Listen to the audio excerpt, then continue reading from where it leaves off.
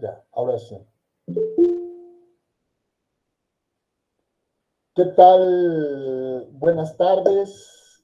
Hoy es día lunes 24 de enero del año 2022. Estamos en el curso de redacción jurídica, en el curso intersemestral que imparte la Jefatura de Carrera de Derecho de la Facultad de Estudios Superiores Aragón de la Universidad Nacional Autónoma de México. Mi nombre es Jorge Luis Esquivel Zubiri y estamos impartiendo este curso.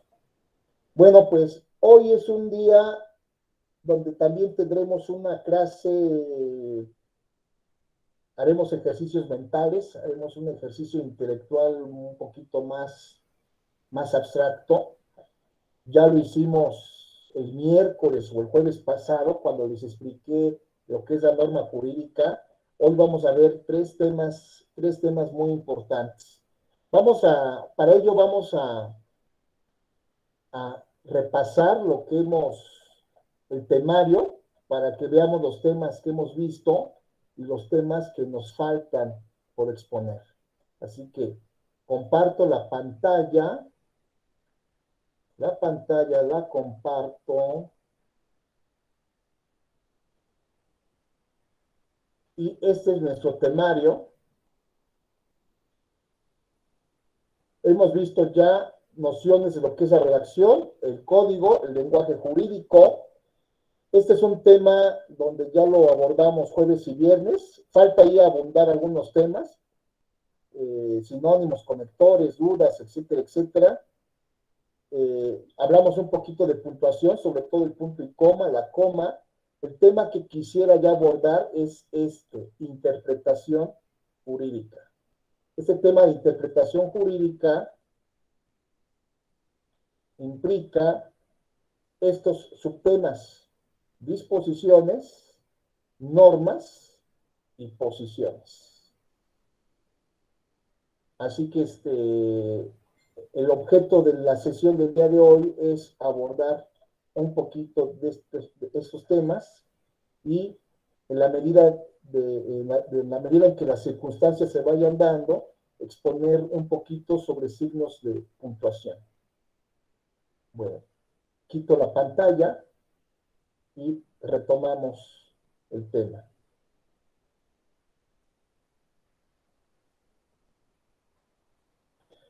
Bueno, muchachos, pues hemos visto en la semana pasada, abordamos cómo el derecho es un trabajo, cómo es una actividad mental, concebir el derecho, conceptualizar el derecho, y cuando redactamos significa que materializamos nuestra idea. Nuestra carrera profesional, por lo tanto, es una carrera que exige desarrollemos la habilidad de interpretar. Interpretar es realizar un ejercicio mental al que yo le llamo conceptualizar. Conceptualizar viene de la palabra concepto. El concepto es una idea. Por lo tanto, nuestra actividad profesional de juristas es desarrollar ideas. Conceptualizar significa ese proceso mental que nos permite ir estructurando nuestras ideas. Actividad que tenemos que realizar antes de que empecemos a redactar, es decir, a escribir. Primero lo tenemos que conceptualizar. El derecho tiene una parte que es muy conocida para nosotros en nuestra práctica diaria: ir a los tribunales, ir a las agencias, a los juzgados, ingresar promociones, escritos. Digamos que esa es la parte material, tangible de nuestra carrera. Pero la la conceptualización del derecho viene siendo, digamos, lo que existe detrás de todo este ajetreo y de todo ese movimiento. Lo que existe detrás son juristas, abogados, que se la pasan así pensando, discutiendo, consultando, opinando, escribiendo, todo, todo este conceptualismo de ideas que vamos desarrollando, vamos nosotros dándole forma. Y créanme que esa actividad es muy pesada, aunque no lo crean, porque hay abogados que, por ejemplo, leer un expediente implica, aparte de leerlo, conceptualizar. Es decir, ese tema, esa lectura que puede ser quizás muy pesada, muy aburrida, muy tediosa, muy monótona, tenemos nosotros que darle una forma conceptual. Y la forma conceptual significa que tenemos que procesarlo en un pensamiento.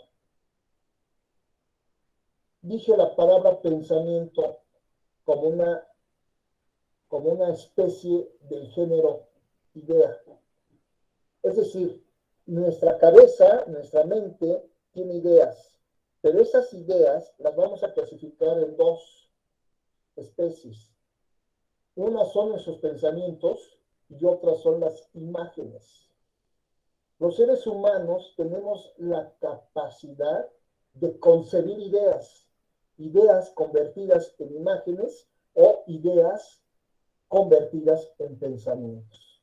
Nosotros, los juristas, los abogados, nos vamos a dedicar a construir ideas en formato de pensamiento. Las ideas en formato de imágenes, una imagen es algo que nosotros, válgame la redundancia, una imagen es algo que nosotros vemos con los ojos de la mente o los ojos de nuestra imaginación. Si yo les dijera, por ejemplo, en este momento, imaginemos el escenario. Ustedes no están en su casa o en su oficina, no están frente al celular o frente a la computadora. Están en este momento sentados en un pupitre y yo no estoy en mi oficina, yo estoy en un salón de clases. Lo que está detrás de mí es el pizarrón y yo estoy de manera, digamos, presencial con cada uno de ustedes.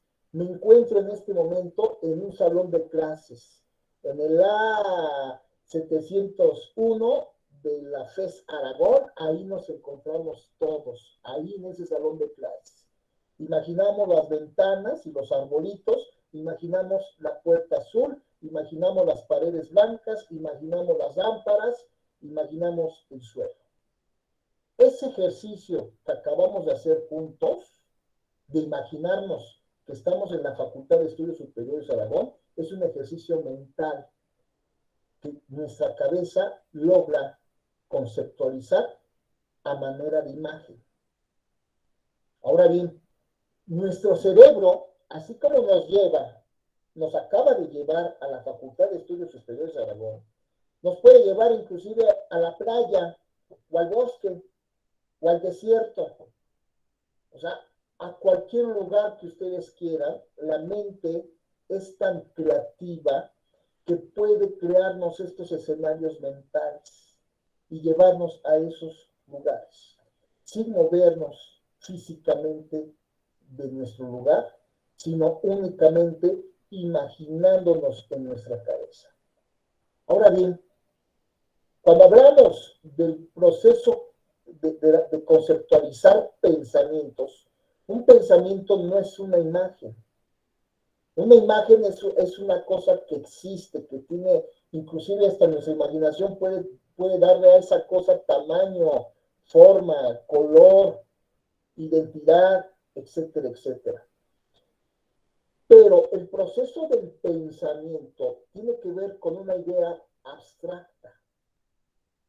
Y las ideas no se pueden ilustrar. Una idea convertida en un pensamiento se conceptualiza. Conceptualizarla es darle forma, darle una estructura, pero es una estructura totalmente distinta a las imágenes, porque las imágenes se ven, en cambio, las ideas conceptualizadas las tenemos que estructurar. Nuestra carrera de profesionistas en derecho tiene, tiene esa formación. A lo largo de nuestra formación se nos ha enseñado a conceptualizar, a darle una estructura arquitectónica a nuestros pensamientos. Y voy a dar un ejemplo, uno en materia civil y uno en materia penal. En materia civil se nos enseña un pensamiento que es el hecho jurídico. El hecho jurídico lo dividimos en hecho jurídico en sentido estricto y en acto jurídico. Del acto jurídico sabemos que este se compone de elementos de existencia y elementos de validez. Los elementos de existencia son el consentimiento y el objeto, mientras que los elementos de validez son la ausencia de vicios, la capacidad, la forma y el objeto motivo fin lícito. Dentro de este conceptualismo jurídico sabemos que si un elemento de existencia hace falta, el acto jurídico es inexistente. Y si un elemento de validez hace falta, el acto jurídico es susceptible de anularse. Este pensamiento que acabo yo de explicar de qué es el acto jurídico en sentido estricto, acto jurídico, elementos de existencia, elementos de validez. Esta estructura es una estructura mental. No es, no es una cosa tangible, no es un animal, no es un paisaje, no es algo que ustedes imaginen, es algo que ustedes tienen que conceptualizar. Ese es un ejemplo en materia civil. Ahora vamos a un ejemplo en materia penal. En materia penal se nos dice que el delito es un acto típico, antijurídico, culpable y punible. De tal modo que la teoría, digamos, con la cual nosotros aprendemos delito, se nos enseña que el delito tiene una estructura y en esa estructura parte primero de la conducta. La conducta en un hacer o un no hacer. Esa conducta debe estar tipificada. Luego entonces tenemos que entender qué es la tipicidad. La tipicidad es la descripción a manera de oración en una ley. El legislador tiene que describir esa conducta en una oración normativa que le llamamos tipo. La conducta se describe en un tipo. La conducta reprochable, la conducta antijurídica que va en contra de la juridicidad, en contra de la justicia, en contra de la moral, etcétera, etcétera, la tenemos que tipificar en una ley. Conducta típica antijurídica. Tenemos que entender qué es antijuridicidad. Esto nos lleva a un subtema que son las causas de justificación. ¿Qué es la legítima defensa? ¿Qué es el estado de necesidad? ¿Qué es el ejercicio de un derecho? Y luego tenemos que entender la culpabilidad. Pero para poder entender la culpabilidad necesitamos saber qué es la imputabilidad. Luego entonces, cuando desarrollamos en nuestro proceso mental qué es la conducta, la tipicidad, la antijuricidad, la culpabilidad, la imputabilidad, la culpabilidad y la punibilidad, ese pensamiento, si se dan cuenta, es un pensamiento mental, es una estructura. ¿Cómo la puedo yo ilustrar? No sé, si a manera de pirámide, si a manera de círculos, no lo sé. Pero no es algo que yo pueda dibujar. es algo que tengo yo que conceptualizar. Existen carreras profesionales donde las cosas son visibles. Si yo estudiara biología, me bastaría tener yo un microscopio, un cubreobjeto, una gotita, y entonces echo la gotita en el microscopio y puedo ver un protosaurio, puedo ver una célula. Si me dedicara, por ejemplo, nos dedicáramos, por ejemplo, a ser médicos o a ser dentistas, pudiéramos tener la posibilidad de abrir un cuerpo humano o de abrir una dentadura, y entonces pudiéramos conocer. Pasando cuchillo, hacemos una disección, abrimos el cuerpo y podemos ver los pulmones, podemos ver el hígado, podemos ver el corazón, podemos ver el hígado, podemos ver los riñones. No solamente los podemos ver, los podemos tocar, pesar, medir. Eso es la ventaja de las carreras, digamos, físicas, que las cosas las podemos nosotros palpar, medir, ver, oler. Inclusive en las carreras como las ingenierías, podemos también tener esa posibilidad de pesar, medir, tocar. Si estudiáramos, por ejemplo, ingeniería civil, pudiéramos nosotros poder medir el tamaño, el peso, la cantidad, la velocidad, el tiempo. Eso lo hacen las carreras físicas. Nuestra formación jurídica no, porque nuestra formación es conceptual. Areli, levantaste la mano, te escucho. Sí, buenas tardes, maestro. Estaba usted mencionando una parte muy importante sobre la tipicidad, sobre la imputabilidad. Esos son los elementos del delito, ¿no? Son los elementos del delito, Ajá. pero lo que yo quiero que entiendas aquí, Areli, es Sí. que esos elementos no los ves, no los tocas, no los hueles, los tienes que razonar, los tienes que pensar. Esta carrera de derecho es para que ustedes piensen. Pensar es una actividad mental. Por eso es importante que ustedes comprendan, lean, no memoricen. Se comete un error en el aprendizaje de los alumnos de aprenderse las cosas de memoria. No, el derecho lo tienen ustedes que comprender. Cuando yo les doy el ejemplo de lo que es una célula, que la pueden ver en un microscopio, pueden ver el núcleo, el citoplasma y el cloroplasma, hasta el ADN lo pueden ver. Las cadenas estas de ADN las pueden ustedes ver, están muy bien ilustradas. Eso no lo podemos hacer en el derecho, porque en el derecho lo tenemos que razonar. Yo no les puedo decir, el delito tiene patitas y tiene dos ojitos y una boquita y camina así. No, el acto jurídico es un animalito que no. El acto jurídico, el delito y otros conceptos jurídicos que aprenden ustedes en su formación, los tienen que razonar. Por eso, cuando ustedes entran a la carrera, les enseñan, en derecho penal les enseñan qué es el delito. En derecho civil les enseñan qué es el acto jurídico.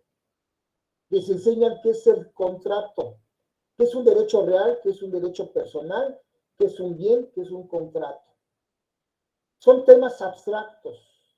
Un contrato no es un papel, no, un contrato es un acto jurídico y lo tienen que conceptualizar. Se materializa en un papel, en un documento, pero también con la conducta de los contratantes se materializa, se visualiza o se materializa un contrato.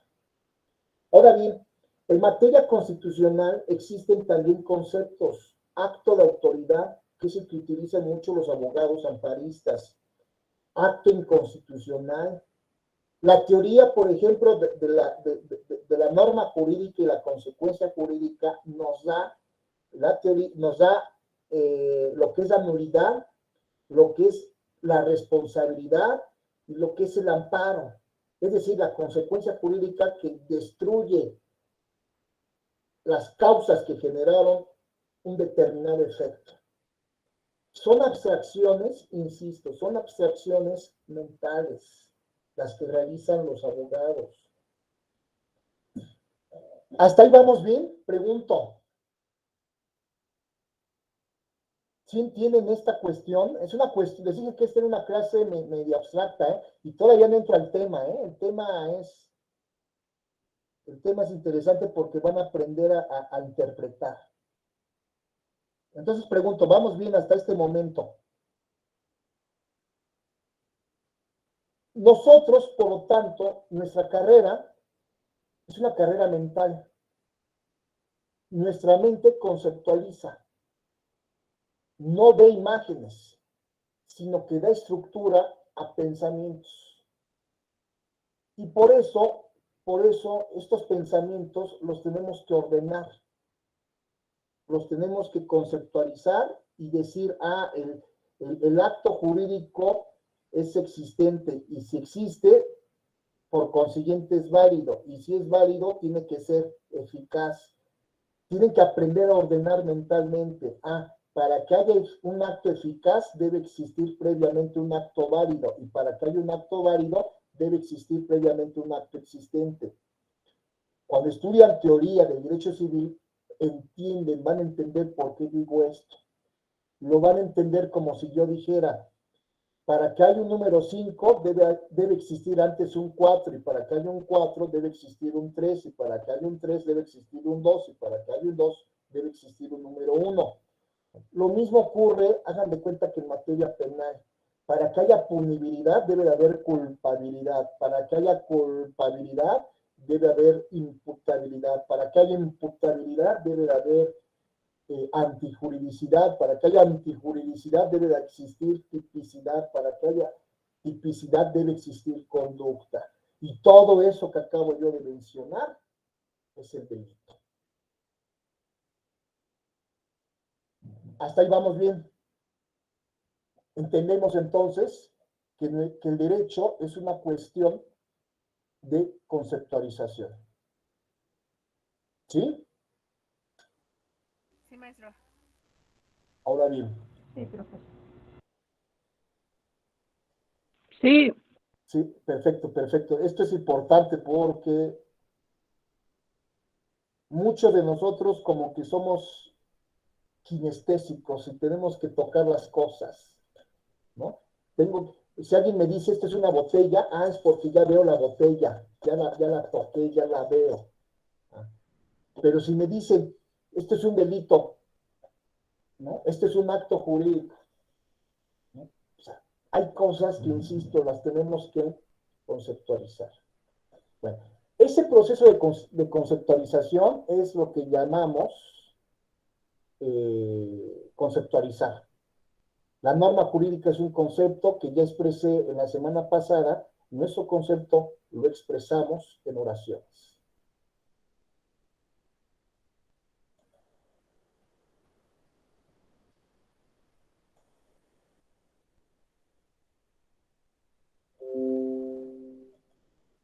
Por eso es importante lo que yo les expliqué en la clase pasada. La norma jurídica es un pensamiento que se estructura de este modo. Luego les dije, la oración no.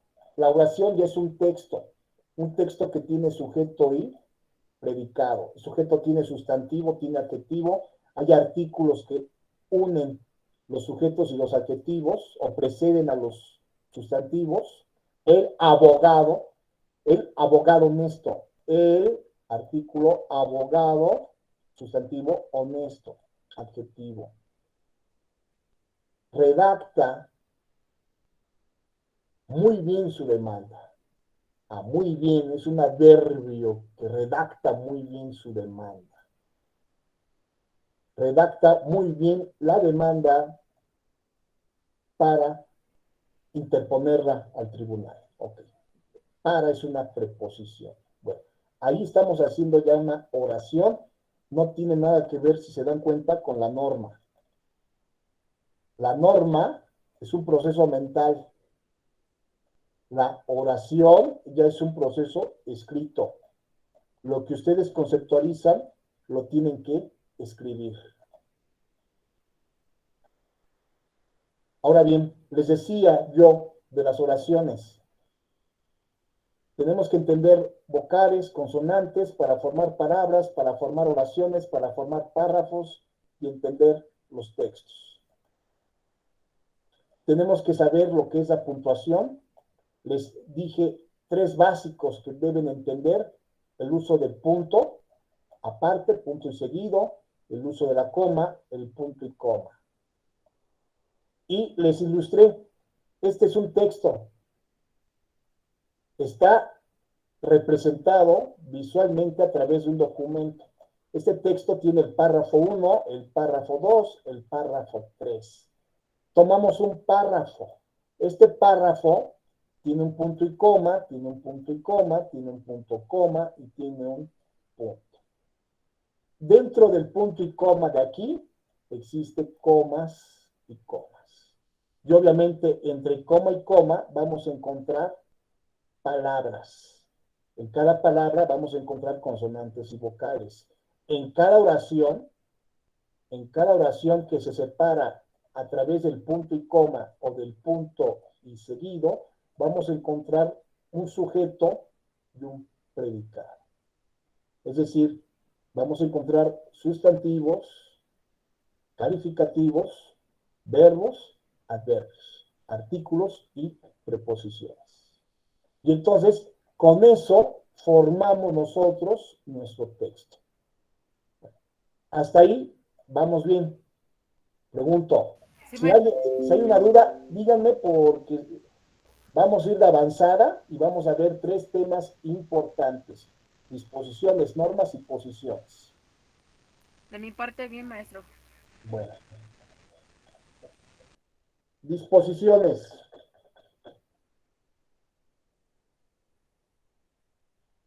Normas y posiciones.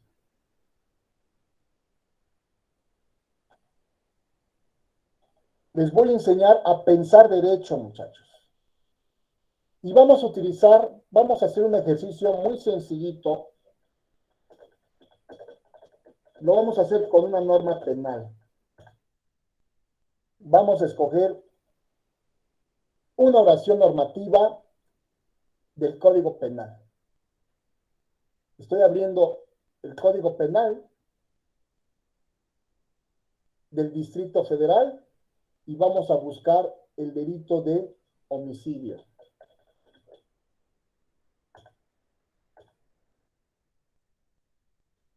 Dice el delito de homicidio,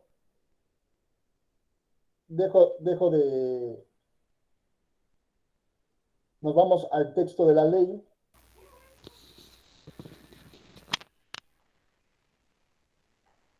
Allí está. Artículo 123. Al que le prive la vida a otro, se le impondrá de 8 a 20 años de prisión. Esta es una oración normativa y también es una norma jurídica. Maestro, ¿por qué es normativa? Disculpe. Porque en una oración entra una norma. Hay normas jurídicas que no caben en una oración. Tienen que ser muchas oraciones que nos dé cuenta de la norma. Pero esta norma dentro de la misma oración cabe la norma. Ok, entonces ahí, ¿cuál sería la norma? O sea, yo sé que la norma es como usted lo dijo, que es Un muchas proceso palabras, ¿no? mental. Ajá. La norma hay una hipótesis normativa. La norma tienes que entenderla con hipótesis normativa y consecuencia jurídica. La Ok, hipótesis normativa, ¿cuál es? Privar de la vida a otro. a otro. Esa es la hipótesis normativa. ¿Y cuál es la consecuencia jurídica? Que se le va a poner de 8 a 20 años de prisión. Así es. Ah, ok, E- ok. esa es la, la, la norma jurídica. Ahora, esa norma jurídica, ¿cómo la redactas? Pues la redacto del siguiente modo. Al que le priva la vida a otro, se le impondrá de 8 a 20 años de prisión. al que le prive, ¿cuál es el sujeto? Una oración, acuérdense que la tienen que entender con sujeto y predicado. ¿Cuál es el sujeto? Al que Prive. prive de la vida a otro. Es un sujeto, no todos los sujetos están, digamos, visibles. Hay sujetos invisibles. Aquí, en pocas palabras, Juan le privó la vida a Pedrito. Entonces, al que viene siendo el sujeto. Porque Prive, también, privar es el verbo, porque sinónimo de quitar, ¿no? maestro también sería el al, le podríamos quitarlo y le podríamos poner el que prive, ¿no? Ah, sí, el que prive, quitamos al, este es un artículo, Ujú. entonces al lo cambiamos por él y el sujeto, fíjate, el sujeto está en qué, al qué o quién le Ok. prive, quién pudiera ser también un sujeto. Vean la cantidad de palabras que podemos poner al sujeto, ¿eh? Prive es el verbo, al que le prive de la vida a otro. Bueno, esto es una oración, al que le prive la vida a otro, y aquí viene otra oración, se le impondrá de 8 a 20 años de prisión. Que ese sería causa-efecto, ¿no, profesor? Desde el punto de vista normativo, sí, esta viene siendo la causa o la hipótesis normativa y el efecto o la consecuencia jurídica es, se le impondrá de 8 a 20 años de prisión. Desde el punto de vista, si lo conceptualizas como norma, si lo redactas, te va a salir dos oraciones. Cada oración, al que se le priva la vida a otro, es una oración. La otra oración es, se le impondrá de 8 a 20 años de prisión. Separados, ¿por qué? Por una coma. Entonces, la oración normativa, ojo, no es norma, ¿eh? La oración normativa es esto. Al que se le, al que se le priva de la vida a otro, se le impondrá de 8 a 20 años de prisión. Esto, esto es lo que algunos teóricos le llaman disposiciones. Quito la pantalla, regresamos al pizarrón.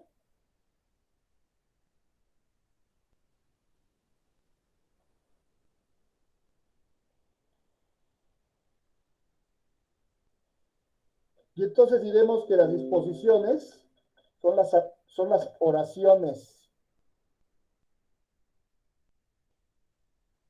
a través de los cuales se describen las normas jurídicas. Ese es mi concepto, esa es mi definición.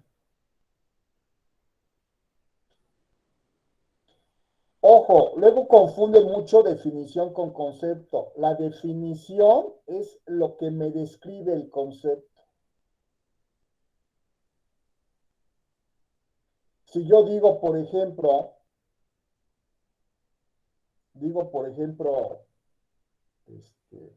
tiempo. Ese es el concepto, tiempo. Ahora defínanme qué es el tiempo. El tiempo. Lapso temporal, ¿no? Periodo de un principio a un fin, ¿no?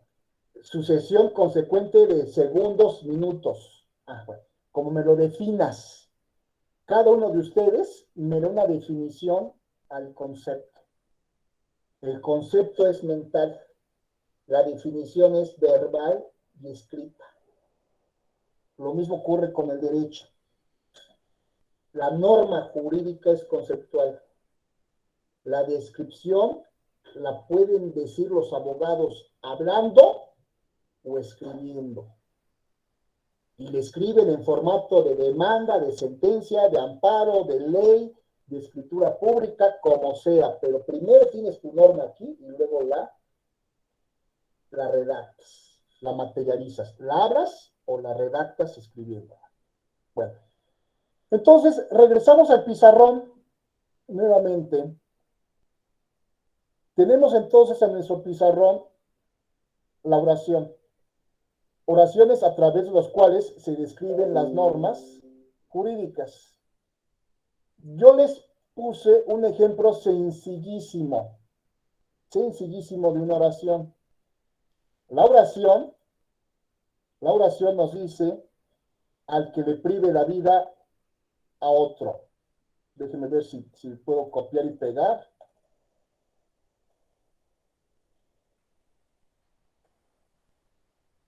Ay, no se puede, no se puede. Al que le prive, al que le prive la vida a otro, esa es una oración. Al que le prive la vida a otro y luego viene la consecuencia. Se le impondrá de 8 a 20 años de prisión. Son dos oraciones.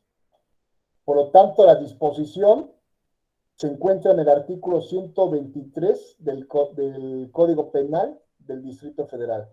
¿Cuál es el concepto? El concepto es homicidio. Ese es el concepto. ¿Cuál es la definición? La definición la expreso en dos oraciones. Al que le priva la vida a otro, se le impondrá de 8 a 20 años de prisión.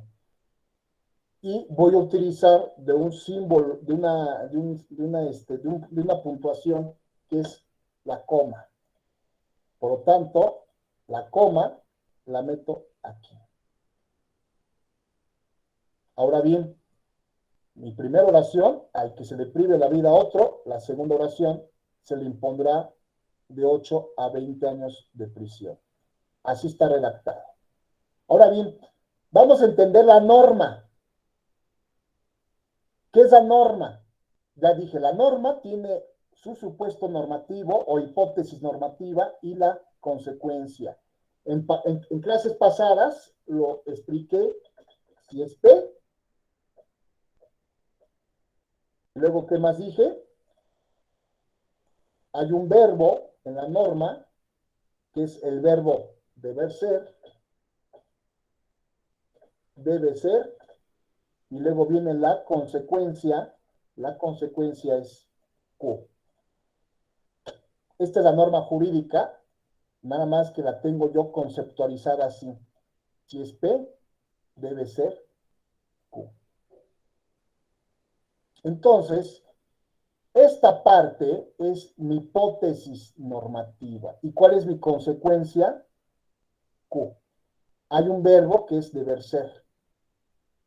Vamos a hacer la norma jurídica del homicidio.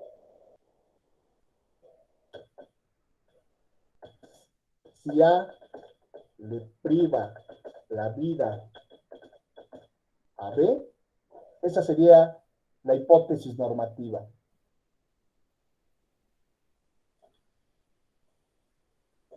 Si A le priva la vida a B, esta hipótesis normativa, le reduzco la letra, es P. Ahora sí, ¿cuál sería la consecuencia? Si A le priva la vida a B,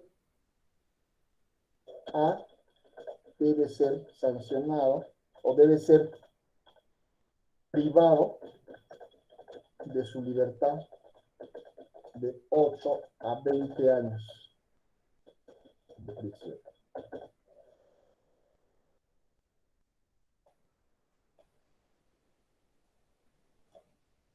Por lo tanto, esta es mi norma. Si A la priva de la vida a B, A debe ser privado de su libertad de 8 a 20 años.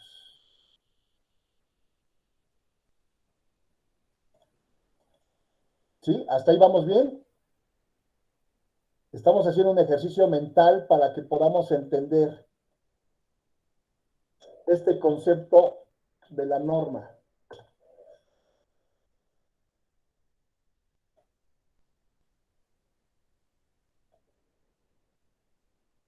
Ahora bien, mi norma jurídica está estructurada así.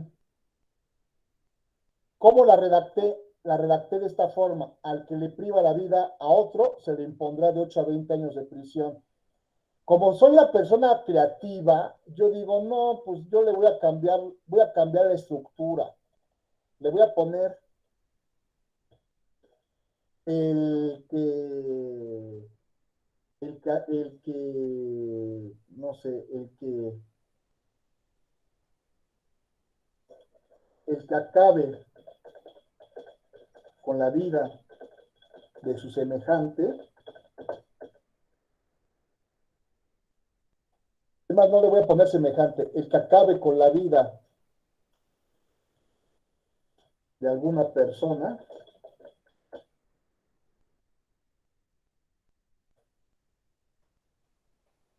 el que acabe con la vida de una persona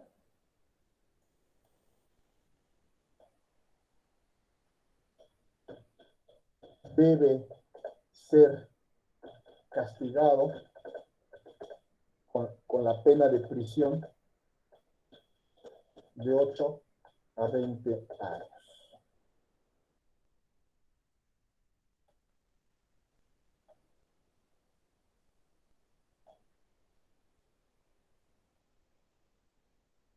Entonces, yo lo redacté de otra forma. El legislador redactó esta norma jurídica, el legislador lo redactó de este modo: al que le priva la vida a otro, se le impondrá de 8 a 20 años de prisión. Ah, pero yo soy el diputado Zubiri. Ah, pues yo no. Yo le pongo: al que le acabe la vida, al que acabe con la vida de alguna persona, debe ser castigado con la pena de prisión de 8 a 20 años. Esto, lo que yo redacté y esto que está redactado en la ley, semánticamente es lo mismo. ¿Qué es semántica? Significa lo mismo. Ustedes pueden redactar como quieran su norma jurídica, pero la tienen que tener bien conceptualizada. La norma no cambia. La norma es un proceso, es un concepto que allí está. Su definición es lo que ustedes redactan. ¿Vamos bien? Pregunto. ¿Vamos bien hasta ahí todos? Sí, profesor. Ya entendemos, por lo tanto, que la norma es el pensamiento y la oración es cómo lo resumimos, cómo lo conceptualizamos. Cada quien tiene un estilo diferente de redactar las cosas. Vamos, no sé, para que quede bien claro esto, voy a hacer un pequeño ejercicio comparativo. A ver, voy a agarrar otra ley. Voy a buscar el código de Argentina, el código penal de Argentina.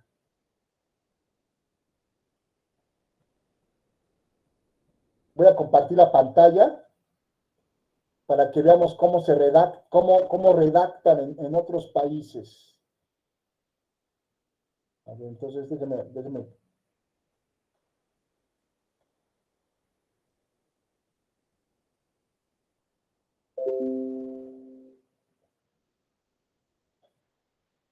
Este es el Código Penal de Argentina. El Código Penal de Argentina nos dice, artículo 79, se aplicará reclusión o prisión de 8 a 25 años al que matare a otro, siempre que en este código no se estableciera otra pena. Fíjense cómo definen el homicidio, ¿eh? Se aplicara de 8 a 25 años al que matara a otro. Regreso a mi ejemplo de redacción. Quito, regresamos al pizarrón. Estos son ejercicios de redacción, para que vean cómo se redacta, cómo cada quien redacta distinta forma. Dice el Código de Argentina: se aplicará reclusión o prisión de 8 a 25 años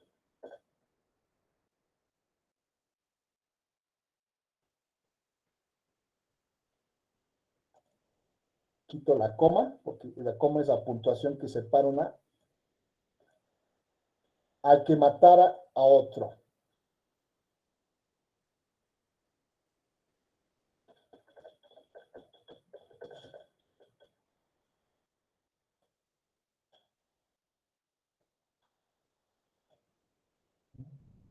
Entonces, los argentinos así definen el homicidio. Y igual metemos una coma entre una y otra, está la separación de la coma. Entonces los mexicanos dicen, al que le priva la vida a otro, se le impondrá de 8 a 20 años de prisión. Artículo 100, no me acuerdo, ciento y pico del artículo 123 del Código Penal del Distrito Federal. Los argentinos, en cambio, dicen, artículo 79, se aplicará reclusión o prisión de 8 a 25 años al que matare a otro.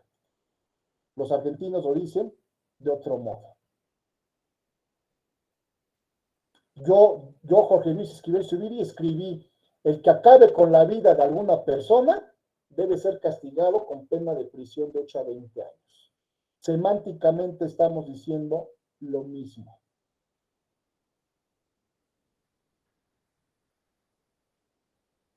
Perdónenme que sea demasiado repetitivo y a lo mejor dirán, ya lo vimos, pero quiero que lo comprendan. Homicidio. El Código Penal para el Distrito Federal. Artículo 123. El concepto de homicidio es definido en el artículo 123 como al que le prive de la vida a otro, se le impondrá de 8 a 20 años de prisión. En México,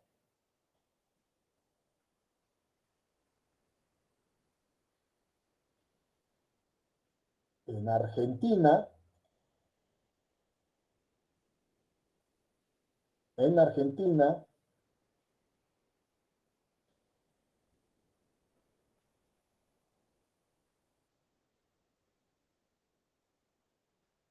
estoy abriendo el código de Argentina para que vean que no estoy sacando nada.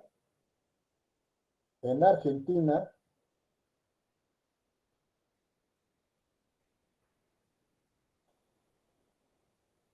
tenemos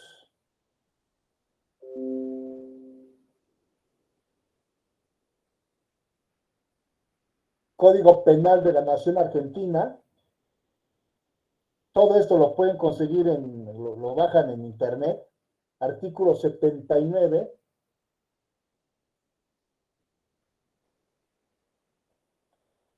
Aumenté la letra para que todos lo veamos.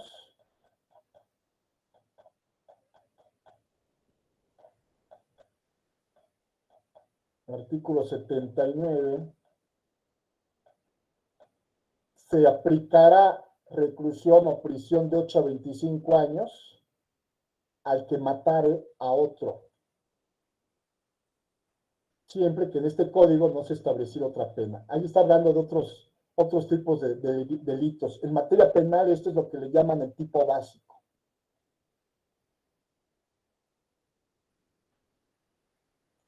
¿Saben?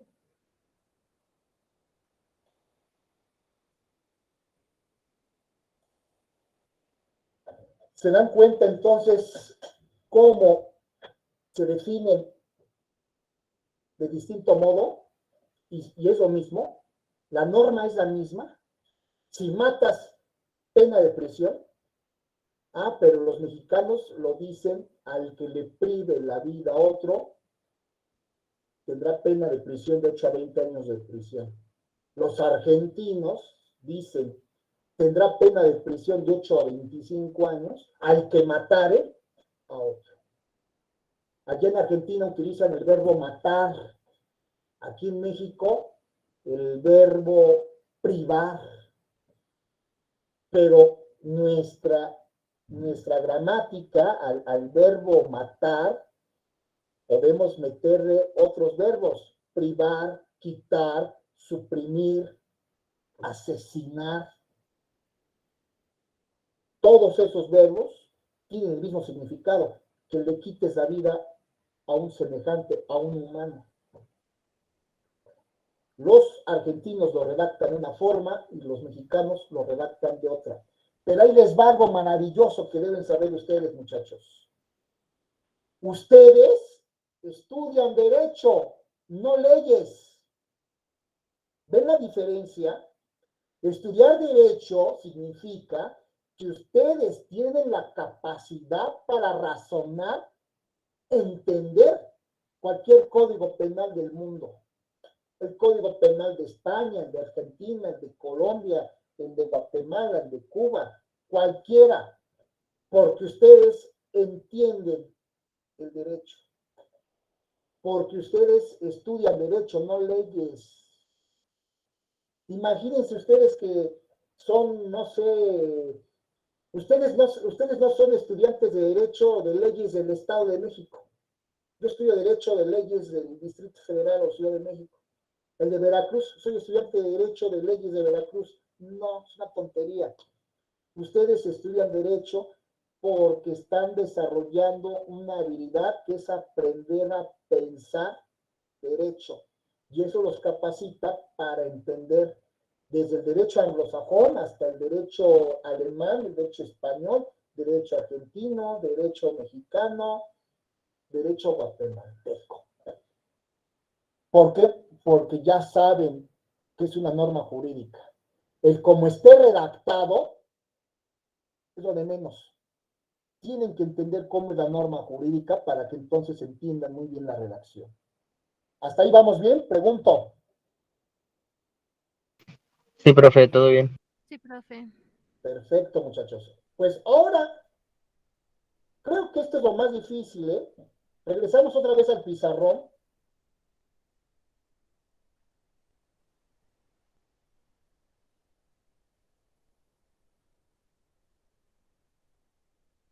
Ya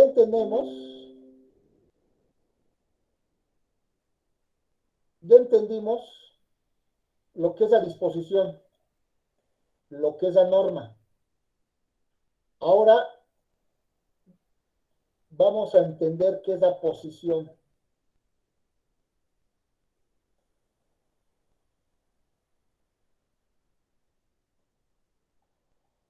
Bueno, trato de hacer grande disposición, pero no me sale la... No me...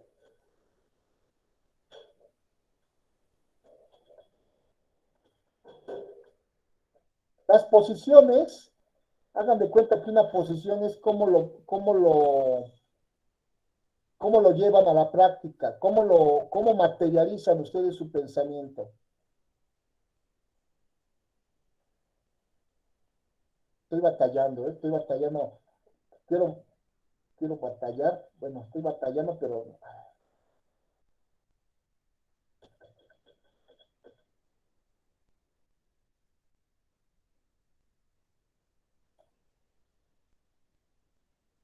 vamos a ver la posición. La posición, hagan de cuenta que tiene que ver con la pasar del abstracto a lo concreto. Es decir, vamos a darle un valor a A y vamos a darle un valor a B.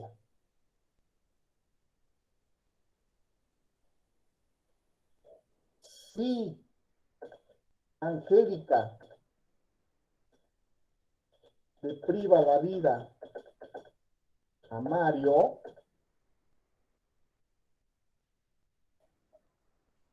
por lo tanto, Angélica debe ser sancionada de 8 a 20 años.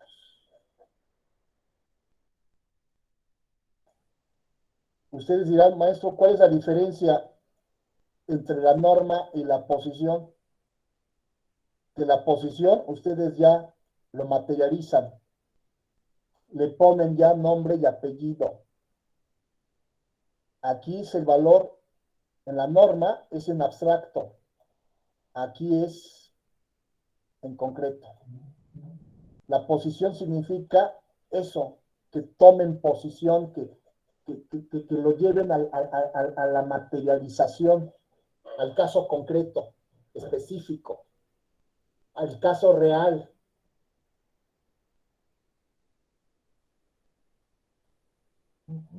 Ahora sí quito dirán, ay, qué burdo, pues sí, pero a ver, como ya dije, tenemos nosotros la capacidad para razonar, para imaginar.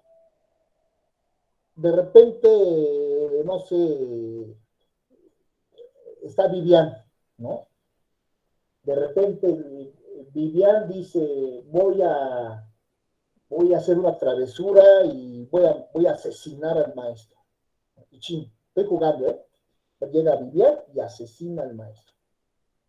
Vivian Maldonado comete homicidio en agravio de Jorge Luis Esquivel. Llega con su carro, me ve, ching, me echa el carro y me atropella. Ese es el hecho. Esa es la posición. Vivian Maldonado, Jorge Luis Esquivel. Ah, perfecto. Ahora lo llevan al siguiente nivel. El nivel es de la norma. Si alguien le priva la vida a otro, comete el delito de homicidio y debe ser sancionado de 8 a 20 años de prisión. ¿Quién le quitó la vida? Ah, pues Vivian. ¿Quién fue el que perdió la vida? Jorge Luis. Perfecto. Vivian, Jorge Luis. Ya tenemos la posición, ya la armamos. Lo llevamos al caso real. Me haya matado echándome el tráiler, la bicicleta, me haya matado a pedradas, a balazos, a cuchilladas, a lo que ustedes quieran. La posición es esa. ¡Pum! Eso es lo que ocurrió. La norma, y nos vamos a dónde está redactado. Si estuviéramos en Argentina, artículo 79 del Código Penal de Argentina. Estamos en México, artículo 124 del Código Penal del Distrito Federal.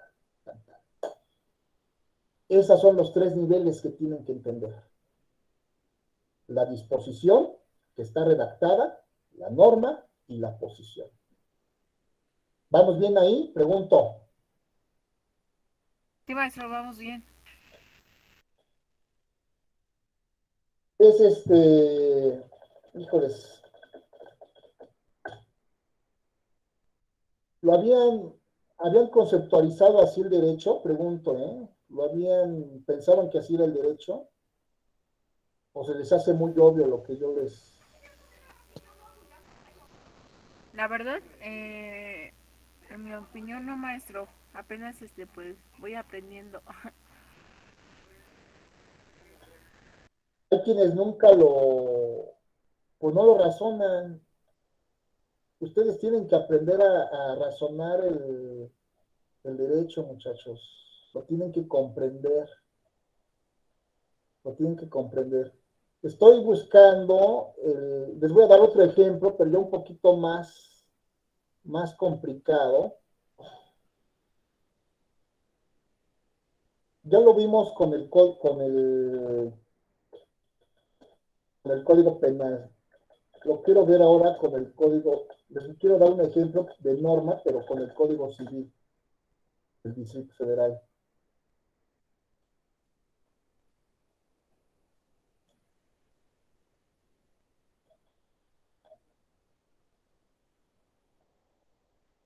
Son ejercicios mentales, los que tienen ustedes que realizar para conceptualizar las normas.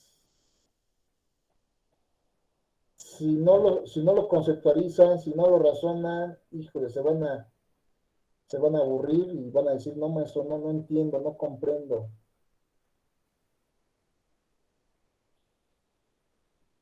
Vamos a...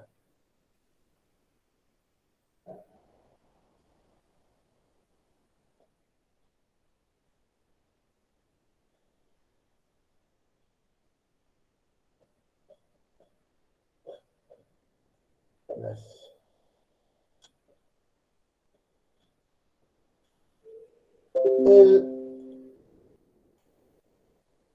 Le estoy compartiendo el Código Civil del Distrito Federal. Y entonces, los alimentos es una institución del derecho familiar en el cual existen dos personas, el acreedor alimentista y el deudor alimentista. El deudor alimentista debe de pagar una pensión alimenticia al acreedor alimentista. Así lo establece, así la norma jurídica. Si es deudor alimentista, debe pagar pensión alimenticia al acreedor alimentista. Es un pensamiento racional, es un pensamiento normativo. Imagínense que yo soy el dios de la justicia, ¿no? El profesor Jorge Luis Quiroz Civil es el dios de la justicia. Y Alejandra, Areli, Ricardo, Daniela, Viviana, Eugenia, cada uno de ustedes es un legislador, son juristas. Entonces, ustedes son intérpretes, yo soy el Dios. Entonces, de repente yo, Dios, les digo, quiero que las personas que tengan necesidad y se encuentren en un estado de vulnerabilidad, si son menores de edad, si son personas con incapacidad, si son personas adultos mayores, si son personas que tienen una incapacidad física, intelectual, psicomotriz y tienen necesidad, yo quiero que haya otras personas que les proveen casa, comida, vestido, educación, oficio, asistencia médica, quirúrgica, de rehabilitación, que se los den en dinero a través de un pago mensual, quincenal, no lo sé, o a través de la entrega de un bien. Esa es la voluntad del Dios de la justicia. Entonces Vanessa, Luis, Flora, Lisette, Carlos Daniel, Antonio, tratan de interpretar lo que yo les digo. Y entonces dirán, yo lo voy a redactar de esta manera. Entonces, Alisaí, que se encuentra en México, lo redacta de este modo, a través de un código, a través del código civil, va a redactar la figura de los alimentos. Y entonces lo mete en el título sexto del parentesco y de los alimentos. Y lo vamos a meter de los alimentos. La obligación de dar alimentos es recíproca. El que los da tiene a su vez el derecho de pedirlos. Los cónyuges están obligados a proporcionar alimentos. Los padres están obligados a dar alimentos a sus hijos. Los hijos están obligados a dar alimentos a los padres. A falta por imposibilidad de los ascendientes o descendientes, la obligación recalca. Todo esto son las oraciones a lo que yo les acabo de decir. Los alimentos comprenden la comida, el vestido, la habitación, la atención médica, la hospitalaria, los gastos de embarazo, parto, respecto de los menores, los gastos de educación para proporcionar oficio, arte, profesión, con relación a las personas con algún tipo de discapacidad, lo necesario para lograr su habilitación o rehabilitación y su desarrollo. Para los adultos mayores, su atención geriátrica o los alimentos que se les proporcionen integrándolos en la familia. Y entonces sigo yo redactando lo que yo les acabo de decir. Así va la redacción de un mexicano Un mexicano lo redacta de ese modo. Ahora bien, nosotros somos abogados de Argentina.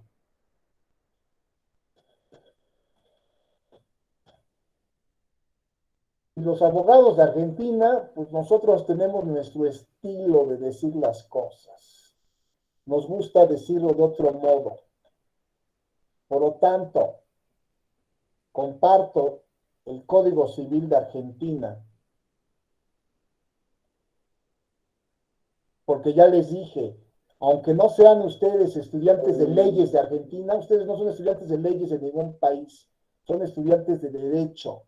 Eso les da la posibilidad de entender las leyes que son redactadas en cualquier país. Este es el Código Civil de Argentina, promulgado en el año 2014. Y entonces vamos a ver el capítulo de alimentos, cómo lo tienen ellos redactados.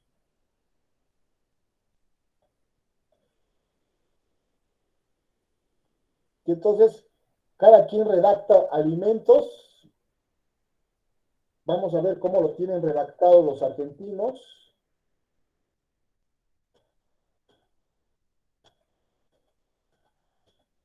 Me voy al buscador para encontrar rápido cómo lo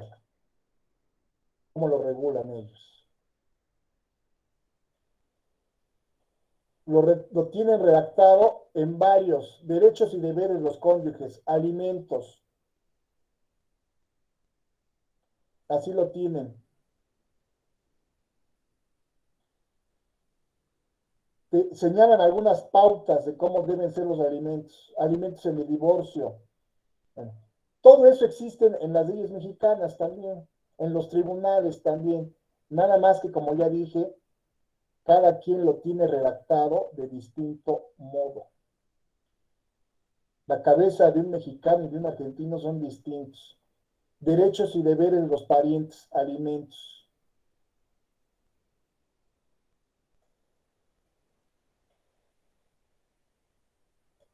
Por eso les digo yo, muchachos, que si quieren aprender a redactar, tienen que aprender a leer.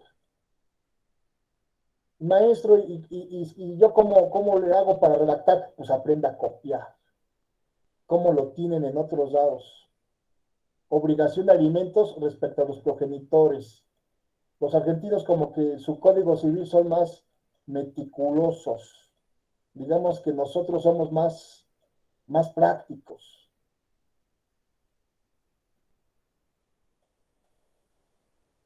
¿Podríamos hacer un estudio comparativo entre una y otra? Sí. Y nos daríamos cuenta que cada quien lo redacta de distinto modo. Pero la norma jurídica es la misma.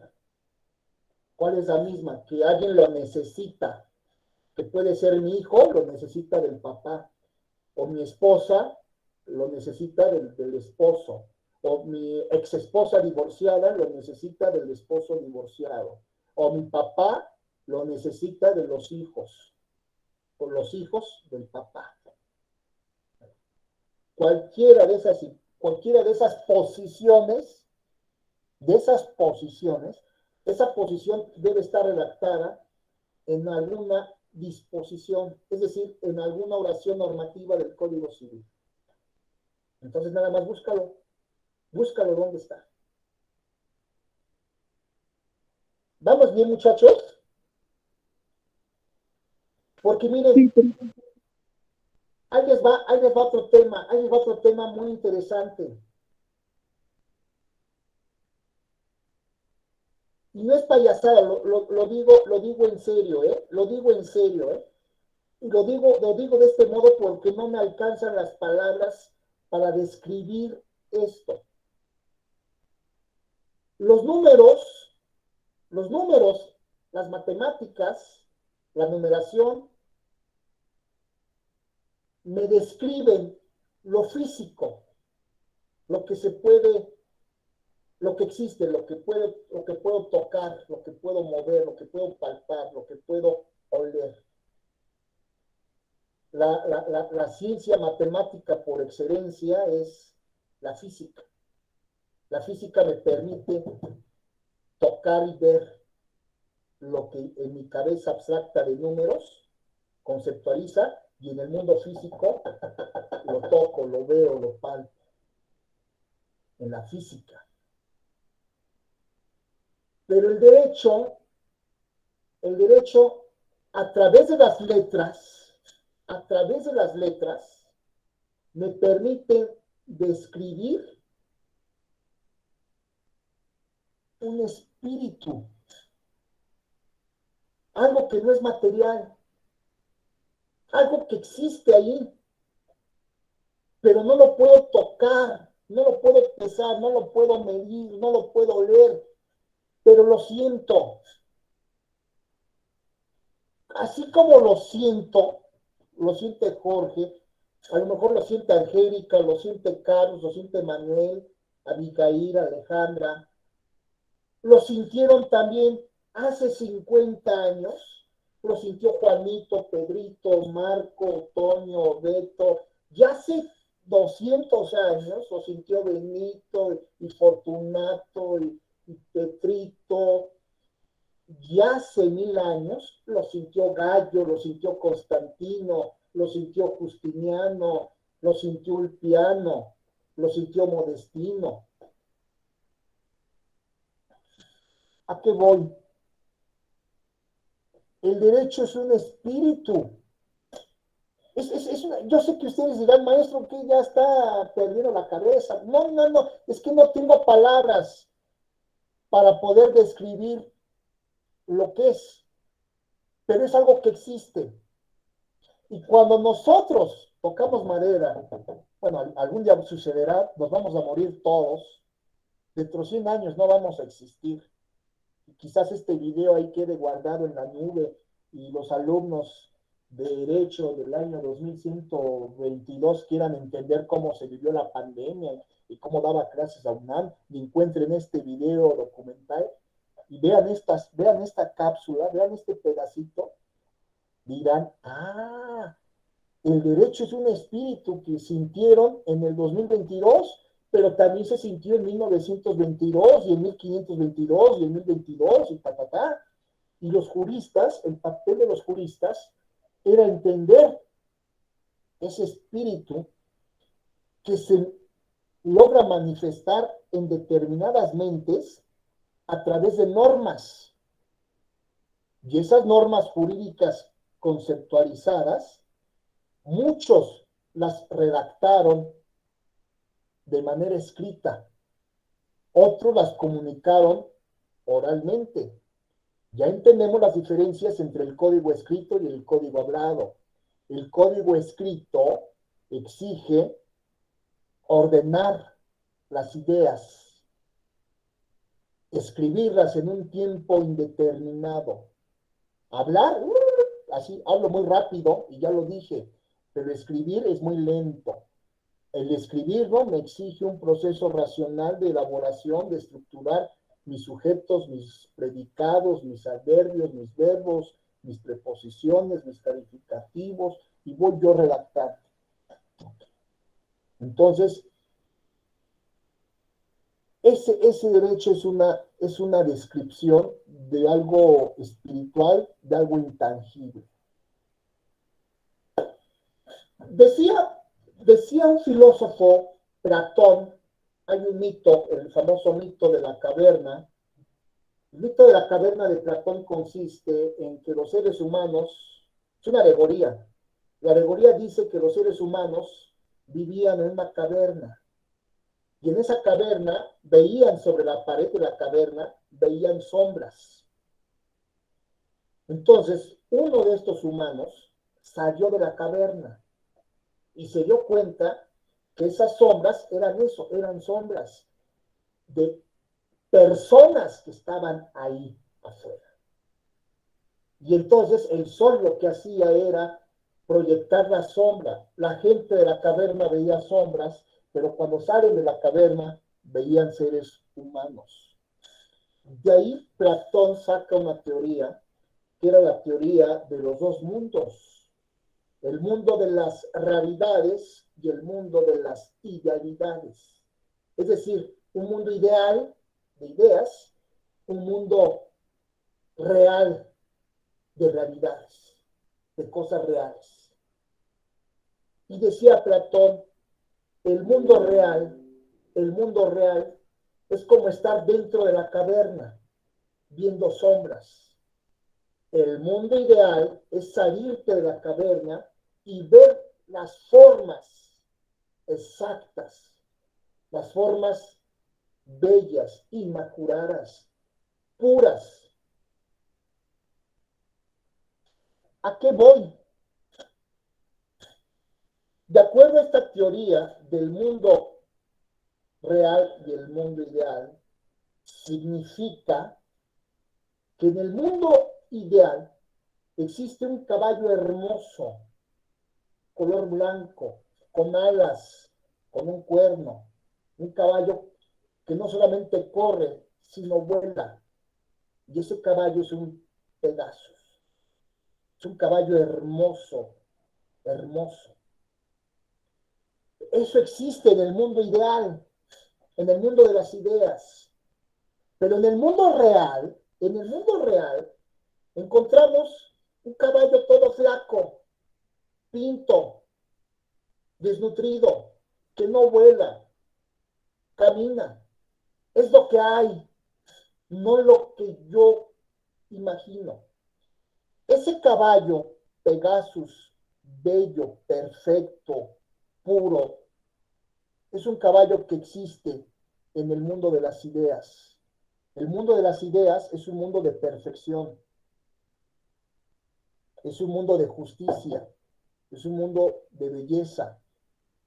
En el mundo real, es un mundo pues, que interactuamos con lo que hay, cosas mal hechas, cosas imperfectas, cosas feas, porque aún teniendo cosas hermosas en este mundo feo, nada se compara al mundo bello y al mundo ideal que existe. Ahora bien, ustedes dirán, maestro, ¿qué nos quiere dar a entender con esto? Que en nuestra carrera profesional, ese Pegasus hermoso es la justicia. Eso, la justicia. ¿Y qué es la justicia? La justicia es algo bello. No confundir belleza con hermosura. Ya luego les diré las diferencias. Pero esa justicia es algo bello, es algo puro, es algo santo, es algo virtuoso, es algo, no sé, es algo indescriptible. No lo puedo yo describir, pero es algo que en mi mundo real, en mi mundo todo feo, en mi mundo todo limitado, lo que más se le acerca a la justicia, pues es la legalidad, son las leyes, la legalidad, lo que algunos llaman la validez, las leyes. Es que yo no puedo describir ese mundo maravilloso de justicia. Cuando estudiamos introducción al estudio del derecho o estudiamos filosofía del derecho, se nos enseña que la justicia es algo así, casi indescriptible. Y no es lo que ustedes pueden decir, maestro, es que mi concepto de justicia es uno y el de otro es uno y es subjetivo. No.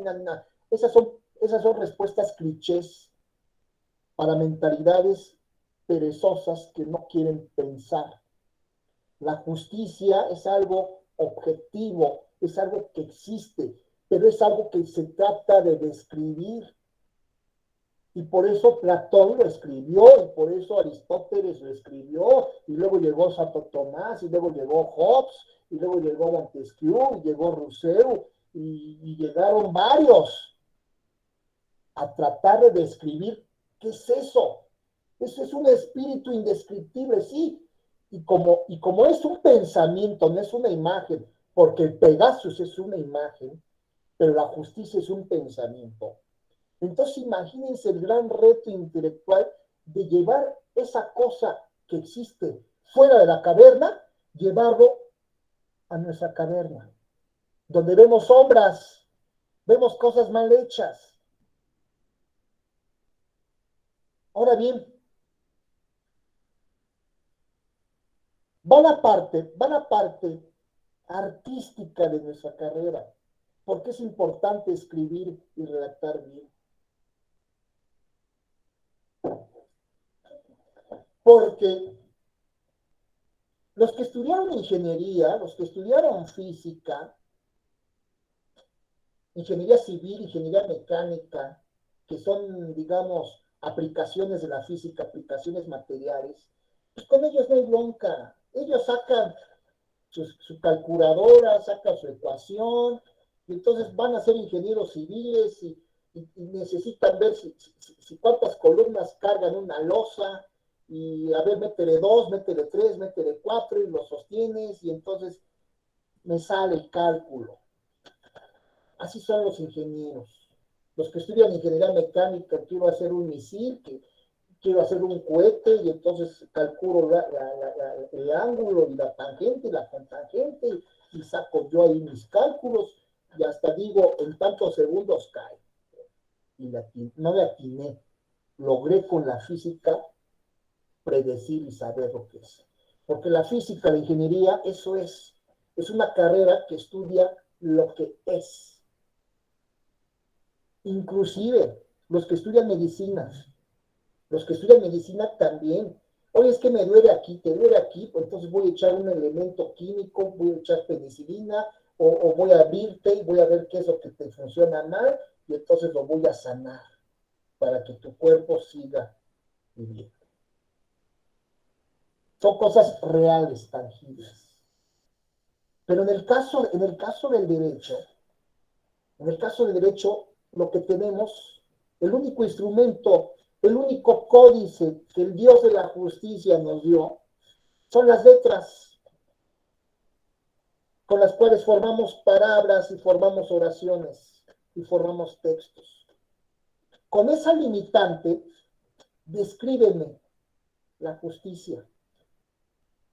No, maestro, ¿cómo cree? No es mucho. Bueno, está bien ya. Descríbeme una demanda, descríbeme una petición, descríbeme un oficio. Si puedes hacer algo más, descríbeme unos agravios, descríbeme un concepto de violación, descríbeme una sentencia. Entonces, ¿cuáles son tus herramientas mentales? Disposiciones, normas, posiciones. ¿Lo tienes conceptualizado? Sí. Redacta. Escribe. Y muchos dirán, no puedo. Pues no. Otros dirán, sí puedo. Otros dirán, déjenme aprender.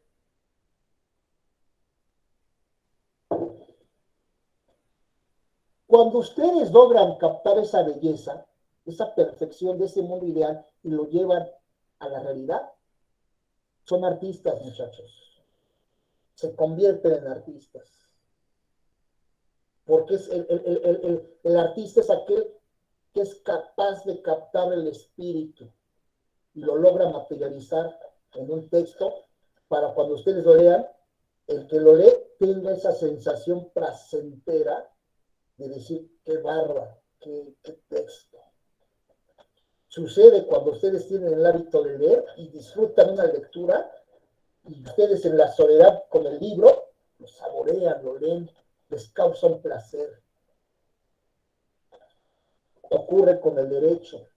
Cuando elaboran unos agravios, elaboran un concepto de violación o un buen oficio, y no solamente logran transmitir el mensaje racionalmente, sino que también son capaces de transmitir esa emoción, híjoles, se convierten ustedes en verdaderos artistas, en artistas del derecho. Hay un tema de introducción al estudio del derecho que dice qué es el derecho. El derecho es un arte, es una ciencia o es una técnica. Y yo digo que son las tres cosas. es una ciencia normativa, de normas jurídicas. Es una técnica. En esa técnica tienen que aprender a hablar y escribir. Ustedes están aprendiendo esa técnica. Pero ¿qué creen? También es un arte. Porque el arte lo que nos transmite es una sensación placentera. Es una sensación que nos causa gusto, alegría, nos transmite una emoción, nos puede hacer llorar, nos puede hacer reír, nos puede hacer amar, nos puede hacer odiar, no lo sé, pero el arte es esa emoción. Si ustedes fueran diestros en el código oral, serían excelentes oradores. Y entonces pudieran estar a la altura de un Demóstenes, pudieran estar a la altura de un Cicerón, pudieran estar a la altura de un abogado orador y convertirse en un excelente parlamentario, un excelente político que sube al fórum, a la tribuna y logra conmover a su auditorio, lo logra hacer llorar, aplaudir. La efervescencia del público es lo que hace un orador, que transmite en su discurso arte auditivo, oral. Pero entonces vamos a meternos al rollo de la redacción, maestro. ¿Y dónde está el arte? En el placer de transmitir, de escribir, y que quien lo lea tenga ese gusto. Que diga, qué bárbaro, qué ideas, cómo lo dijo, cómo lo escribió. Hombre, qué maravilloso. Lo vuelvo a leer porque me causa un placer leerlo y volverlo a leer. ¿Se acuerdan, muchachos, que yo les había dicho, lean, tienen que leer? Y hay muchas cosas que se han perdido por no leer. ¿Y por qué no han leído? No sé si por pereza, no sé si porque no les gustó. Tienen que leer. Hay libros maravillosos y libros de derecho, además. ¿Quieren leer un procedimiento inquisitorio? La novela de un inquisidor que llega a una abadía, que era una especie de universidad medieval donde se cometen homicidios. Tienen que leer a Humberto Eco, El nombre de la rosa. Pero pueden leer a Kafka, El proceso. Kafka también fue jurista. Pueden leer a varios escritores, no se digan los rusos. Los hermanos Kamarasov, es una novela también de un juicio. ¿Quieren leer un homicidio? Ahí está, Crimen y Castigo. ¿Quieren leer literatura jurídica? Tienen que leer, porque logran captar la belleza. Y si ustedes se convierten y redactan y legislan, transmiten belleza. Areli, levantaste la mano, Areli. Sí, maestro, ¿qué libro me recomienda para leer de literatura jurídica? ¿Profe? Sí, mira.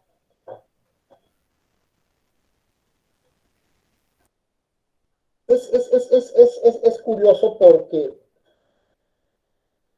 una vez tuve un jefe, que por cierto es oficial mayor del Poder Judicial de la Ciudad de México, y él me dijo, maestro, mis hijos quieren ser abogados penalistas y quieren ser buenos oradores. ¿Qué me recomienda? ¿Qué libro? Casi diciendo, mira, este libro, si lees este libro, te va a hacer el excelente orador. No. Yo le dije, y te lo digo a ti, Areli, y se los digo a todos, Sí, profe. lean clásicos, aviéntense textos griegos, lean, empiecen con leer literatura que inclusive no tenga relación alguna con su carrera. Y sobre la marcha se van soltando, y se van soltando y van leyendo. Muchos, por cierto, muchos juristas se volvieron escritores, o muchos escritores terminaron volviéndose juristas. porque la diferencia entre escribir una demanda y escribir un cuento, hagan de cuenta que es casi lo mismo. Tienen casi la misma estructura.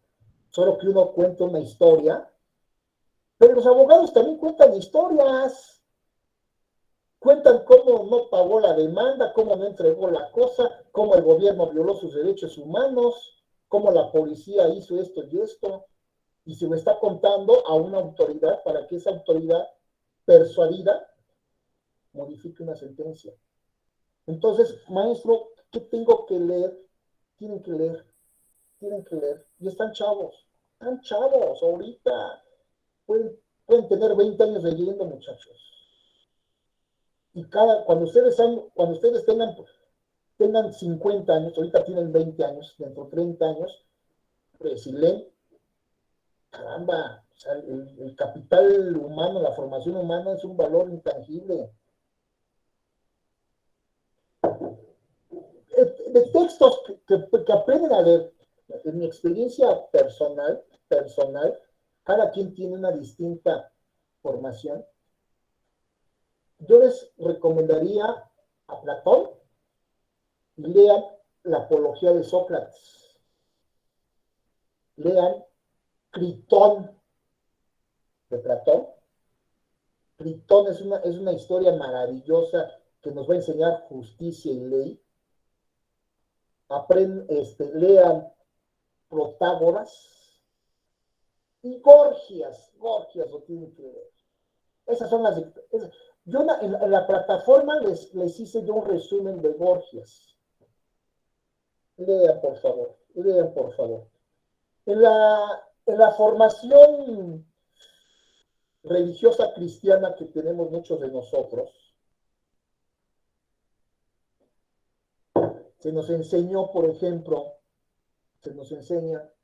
de Jesucristo y los evangelios, cómo Cristo llega y predica, se va al desierto y luego llega y hace milagros, tiene sus 2 apóstoles y finalmente llega la pasión de Cristo, es traicionado, llega a Jerusalén, Judas Iscariote le dice, oye, ¿eres rey? Y él dijo, no soy rey, entra el burrito, Judas se enoja, va y lo vende, lo traiciona frente a los fariseos. Los fariseos eran los doctores de la ley, una especie como de juristas sacerdotes que estaban muy molestos porque este hijo de carpintero andaba echando ahí sus rollos. Y entonces, lo que ustedes conocen, la etapa del martirio, que termina en la crucifixión y termina en la resurrección de Jesús. Ok, esa es su formación cristiana. En su formación jurídica,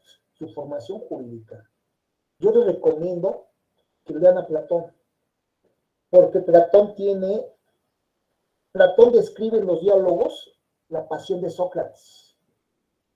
Y Sócrates era un señor veterano de una guerra, las guerras de Peloponeso, sobrevivió a las guerras de Peloponeso, y Platón, bueno, mejor dicho, Sócrates se dedica a hablar de filosofía, y habla de qué es la belleza, y qué es la bondad, y qué es la santidad, y qué es la fuerza, y qué es la justicia.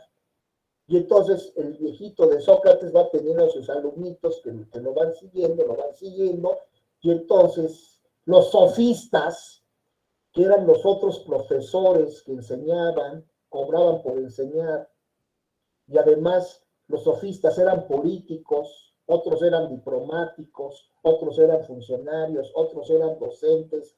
Estos sofistas le empiezan a echar grilla a Sócrates y lo llevan a juicio.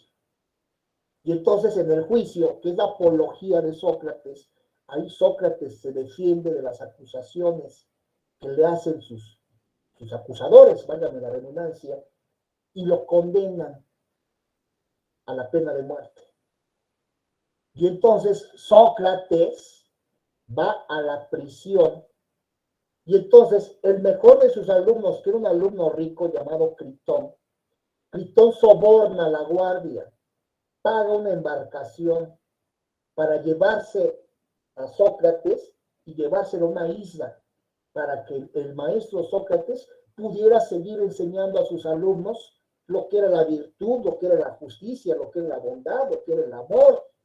Y entonces Critón soborna al guardia, entra a la prisión y le dice, maestro, vengo por usted, vámonos. Y Sócrates dice, no, pues, ¿qué te pasa?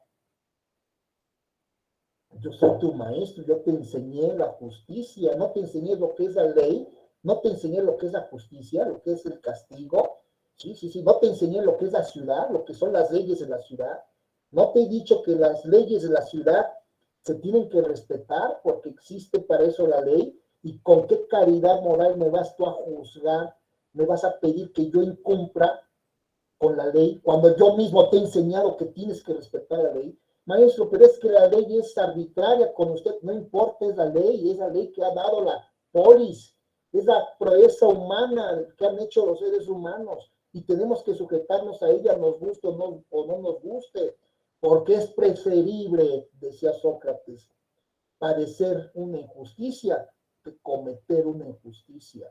¿Y con qué autoridad moral voy a dar clases cuando todo el mundo sepa? Ahí está Sócrates, el que enseñaba la ley, el que enseñaba la justicia, evadió la sentencia de un tribunal como un delincuente. ¿Con qué autoridad moral va a enseñar Sócrates lo que es la justicia y la ley? Y entonces Sócrates dice, aquí me quedo. Eso está en el diálogo de Critón. Y entonces se queda Sócrates solo. Al día siguiente, la cicuta lo visitan y entonces habla de la vida y de la muerte y al final toma el veneno. Y sus últimas palabras, debo un gallo, paguen el gallo. O sea, como buen deudor, tenía que pagar su deuda. Heredó una deuda, un gallo. Esa formación platónica la tienen que ir complementando con otros textos.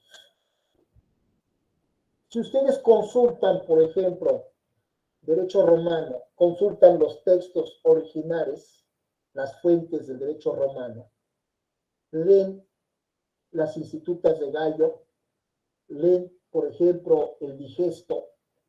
El primer libro del Digesto y el libro 50 para mí son los mejores. Los demás, si ustedes se meten al rollo del derecho romano, se vuelven romanistas y tienen la necesidad de encontrar esas letras con las cuales se puedan comunicar con los dioses.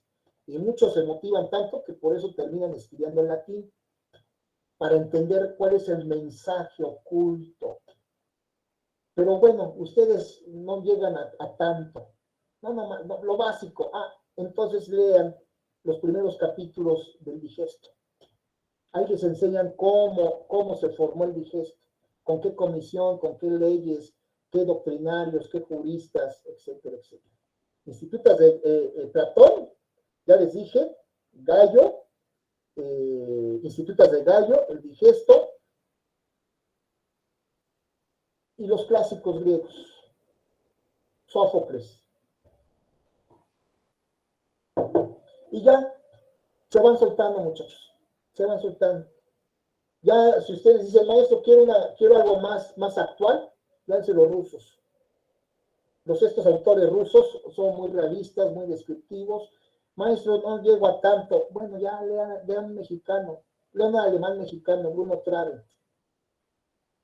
Con eso, Bruno Traven no fue abogado, pero comunica la injusticia.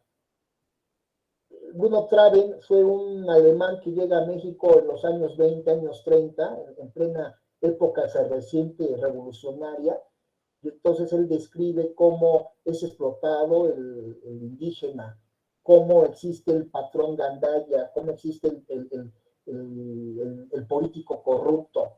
Todo eso lo describe muy bien Bruno Traven. Entonces, para que ustedes aprendan a vivir, a describir ese espíritu de la injusticia, tienen que leer. Leer les va a permitir encontrar la belleza. encontrar la justicia. Si se dan cuenta, estoy diciendo mucho la palabra belleza, porque la belleza se confunde con la hermosura y no es lo mismo. La hermosura es una cualidad física de las personas. Bonitos ojos, bonita nariz, bonita boca, bonito rostro, bonito cuerpo, bonito cabello. Eso es la hermosura. La belleza es una cuestión espiritual. Es una sensación placentera espiritual que no se ve, se percibe, se capta. Luego, ustedes a veces, como, por ejemplo, como mujeres dicen, ¡ay, qué lindo! No, el lindo no es guapo, hagan de cuenta que es como que la palabra que más se acerca a la belleza. La belleza lo describe muy bien Víctor Hugo con Quasimodo. Quasimodo es una persona jorobada, enana, horrible. Diríamos, en palabras crudas, es un monstruo. Es una persona fea, horrible, horripilante, monstruosa, como se decía ahora. Hoy con la moral de lo políticamente correcto, diríamos, es una persona especial con un tipo de discapacidad diferente. En la visión de Víctor Hugo es una persona equiparable a un monstruo. Físicamente no es hermoso, pero Quasimodo, ¿qué transmite? Transmite belleza. Belleza. Entonces, la belleza es algo indescriptible. Por eso muchos se dedican a escribirla. Y ustedes, como estudiantes de Derecho, en esta exposición de la redacción, yo lo que quiero transmitirles es que tienen que encontrar una escritura bella, placentera. Y no lo van a poder conseguir si ustedes no tienen las herramientas técnicas, si ustedes no desarrollan las habilidades. Maestro, ¿y cómo las voy yo a desarrollar? Como les dije el primer día, tienen que ir a gimnasios para tener un cuerpo atlético y fuerte, ¿no? Es lo mismo. Tienen que leer y leer para que puedan ustedes desarrollar esa habilidad de saber escribir. Si ustedes leen belleza, van a transmitir belleza. Si ustedes conocen la apología de Sócrates, conocen a Critón, conocen los diálogos con Gorgias, con Protágoras, y entienden este proceso de cómo una persona sale a la plaza pública, no a predicar de Dios, sino sale a tratar de entender qué carajo es el amor, qué es la bondad, qué es la compasión, qué es la amistad, qué es la lealtad, qué es la responsabilidad, qué es la igualdad, qué es la libertad, qué es la seguridad. Entonces ustedes van a entender, más que entender, van a sentir lo que es el derecho. Y entonces ustedes van a desarrollar esa sensibilidad. Van a ser entonces juristas. Me queda ya muy poco tiempo. Quiero nada más finalizar. Quiero finalizar con algo muy, muy importante, que es entender las teorías tridimensionales del derecho. Dije tridimensionales. Primera dimensión, segunda dimensión, tercera dimensión. Para que vean cómo hay espíritus también en esto. Cómo hay niveles de trascendencia. Y esto lo explican muy bien los filósofos. Los físicos terminan volviéndose ingenieros o médicos. No. Los filósofos terminan convirtiéndose en juristas. Y luego ya, cuando ejercen la abogacía, lo hacen como juristas, no como actores de un escenario teatral. Un actor es un simulador, es un farsante. A mí ¿se acuerdan que yo les decía, no me gusta el término de abogado, porque el abogado era alguien que actuaba, alguien que se aprendía de memoria un discurso y salía al escenario a invocarlo?